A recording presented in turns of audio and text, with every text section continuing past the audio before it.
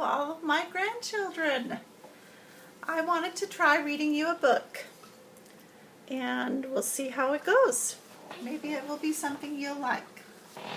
I'm just experimenting. And that looks a little too bright. So maybe I'll turn that light down just a little. Okay. Here we are. I'm going to start this book here, Clementine and the Family Meeting. If you've read some Clementine books, you probably have seen what a fun girl Clementine is. Here's the first picture. Clementine and the Family Meeting. And here's some more pictures of Clementine in her winter hat.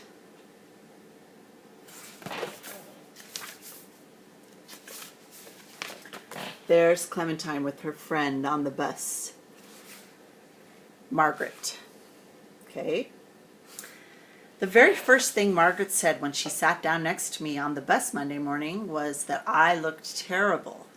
You have droopy eye bags and a pasty complexion, absolutely no glow. What's the matter? I'm having a nervous breakdown, I told her. Our family meeting sign is up, and I have to wait until tonight to find out if I'm in trouble. See, there's the picture on the cover about family meeting sign. They stick it on the fridge. Of course you're in trouble, Margaret said. Probably something really big. Bright pink blush and a sparkly eyeshadow is what I recommend. This winter vacation, Margaret visited her father in Hollywood, California. When she got back, I had to listen for 300 hours to how great his new girlfriend was. She's the makeup artist for his commercials, Margaret said, all melty-voiced, as if she was the one who was in love with this Heather person. Someone who puts makeup on people isn't an artist, I informed Margaret. My mother is an artist, not her.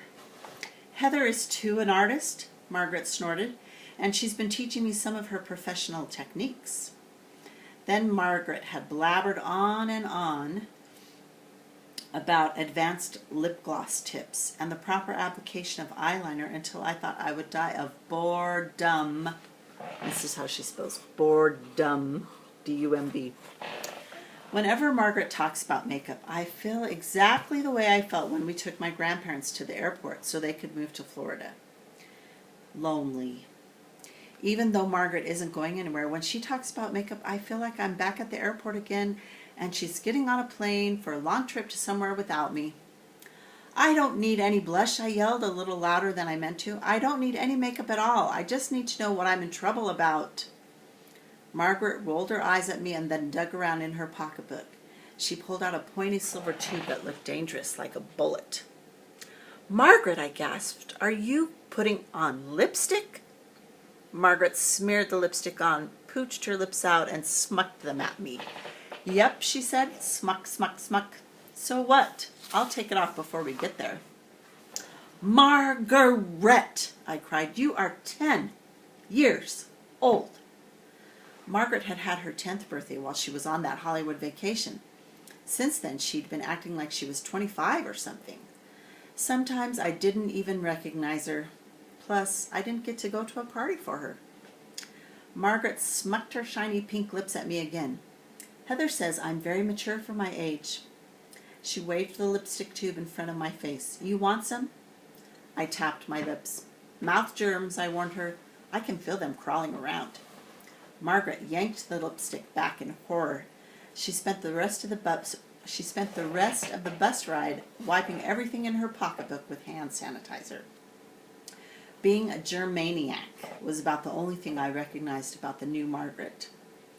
I opened my backpack and pulled out my important papers folder and found a good surprise. The science fair project report Waylon and I had written was still in there. I'm supposed to keep it until the end of the project, and every day that it's still in my backpack feels like a miracle. As I started reading over the report, I calmed down. This is because lately I really like science class. I didn't always. In the beginning, science class was a big disappointment, let me tell you. On the first day of 3rd grade, Mrs. Resnick, the science teacher, had started talking about what a great year was going to be. I looked around the science room. No monkeys with funnel hats and electrodes. No alien pods leaking green slime. No human heads sitting on platters under glass jars talking to each other like I'd seen in a movie once. And don't bother telling my parents about it because I was grounded for a week already, and so was Uncle Frank, who brought me to the movie. No smoking test tubes, no sizzling magnetic rays, no rocket launch controls, just some posters on the walls, and a bunch of tall tables with sinks, as if all you would do in a room like this was wash your hands. Margaret had told me she liked science class, and now I knew why. Margaret says, let's go wash our hands, the way other people say, let's go to a party and eat cake. Does anyone have any questions? Mrs. Resnick had asked that first day. I sure did. I wanted to ask, you call this a science room? But instead I just said, excuse me, I think there's been a mistake, in my most polite voice. A mistake? Mrs. Resnick asked. Right, I said, I'm in the wrong science room. The wrong science room, she repeated. I nodded. I want the one with the invisibility chamber and the mind control buttons and mutant brains splattered on the ceiling, the one with the experiments. I want that one too, Waylon said. I gave him a big smile.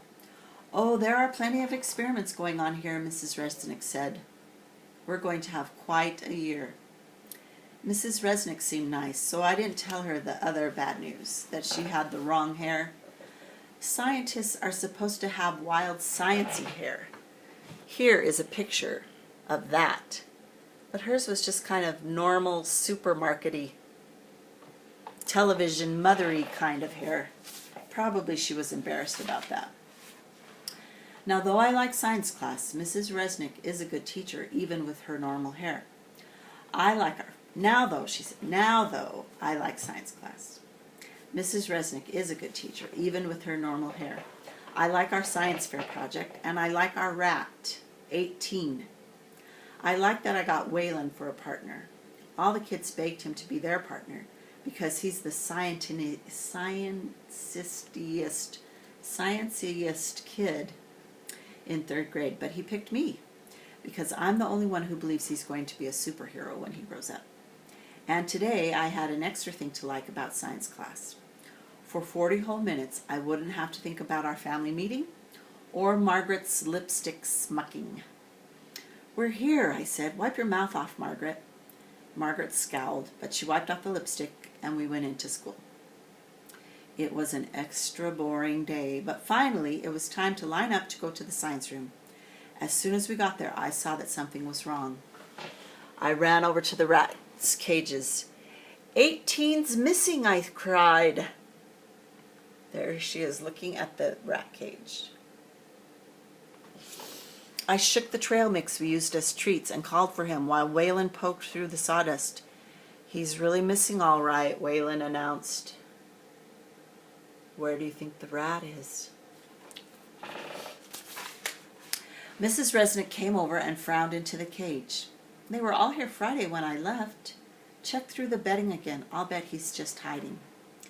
I feathered away the wood curls more carefully, and then I saw. Look, I said. In the back corner, under the water bottle, a rat belly-sized hole had been chewed through the plastic floor. Mrs. Resnick was really frowning now. He's probably been gone all weekend. Still, let's search the room. We looked everywhere. We looked in the 2nd graders' volcano models. We plowed through the trays of seeds the 4th graders were germinating. We poked through the 5th graders' crystal collections. We even looked in the paper towel dispenser. No 18.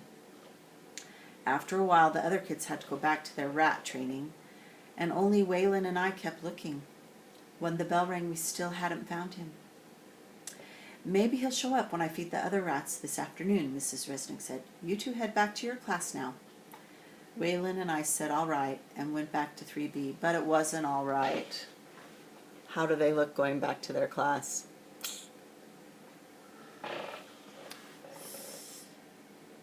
A little while ago, my kitten, Moisturizer, got lost in Boston. All the bad feelings I had when he was missing, worrying about him being scared or getting hurt, and about whether it was my fault came back over me. All day long I worried about that little rat. I had to hear about 100 "Clementine, pay attentions" from my teacher, and every time I was paying attention. I was paying attention to Maria's chunky boots that looked like tires on the bottom, and worrying about someone stomping on 18. I was paying attention out the window to all that ice and snow, and imagining how cold 18 would be if he had gotten outside. When the janitor came down the hall, I was paying attention to his gigantic vacuum cleaner and thinking how he wouldn't even notice if a little tiny white rat got sucked up inside. After that, I started wondering if our school had a trash compactor, and that got me so worried I almost gave myself a heart attack. Finally, after 300 hours, the school's over bell rang. I got my stuff from the coat rack and asked Mr. DeMatz if I could go back to the science room. He pointed to the clock. "Don't miss the bus." The bell rings at 2:15, and the buses open their doors at 2:20, and my bus is the second to leave, which is at 2:28, so I had 13 minutes. "I won't," I said. I set my inside clock for 12 minutes because one had already been wasted talking to my teacher. My inside clock keeps perfect time, and so I am never late for anything. Okay, fine, I am late a lot, but it's only because I forget to set my inside clock, but I was remembering now. I ran down the hall, even though the rule is no running in the hall, and I was there in 51 seconds. I dumped my coat and stuff on top of the bookshelf and skidded over to the cage. "He didn't come back?" I asked. "Who?" Mrs. Resnick asked back. "Our rat who's missing," I reminded her in a patient, kind voice, the voice I wish people would use with me if I forget something. "Didn't he come back when you fed them?" She said, "No, sorry. I sprinkled some trail mix outside his cage in case he came back, and then my inside clock said it was time to go." On the bus, I worried about 18 so much, my head hurt. And that's the end of chapter 1.